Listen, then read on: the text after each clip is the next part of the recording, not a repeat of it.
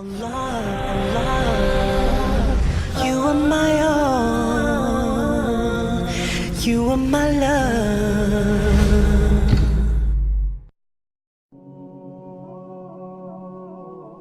The Prophet ﷺ, he taught us that you are on the religion of your friends. You are on this lifestyle of your friends.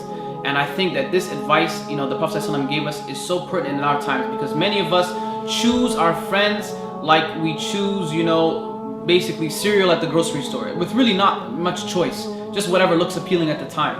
But imagine that, the person who wants to get married, when you're looking for the right wife or husband, you're going to start inquiring about this person's background. You want to know about their family, you want to know about their religion, you want to know about their wealth, you want to know about everything about them. And this is the person who, you're going to be spending the rest of your life with.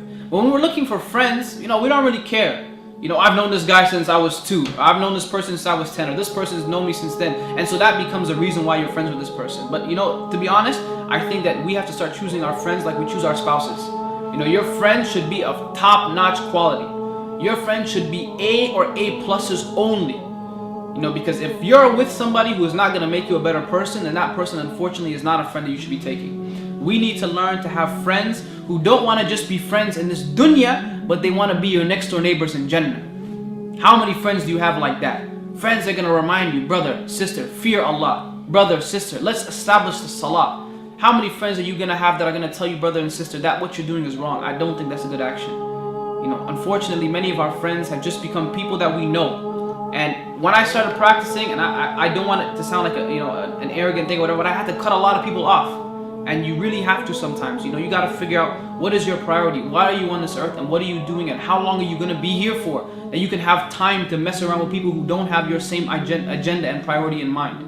And so, brothers and sisters, my advice to you is to pick your friends wisely and make sure the people you're surrounding yourselves are people who are going to remind you of Allah subhanahu wa ta'ala in good times and in bad.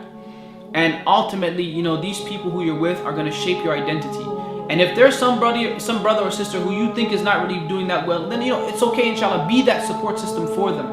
But don't allow your core group, don't allow the majority of your friends to be people who you constantly have to give da'wah to. No.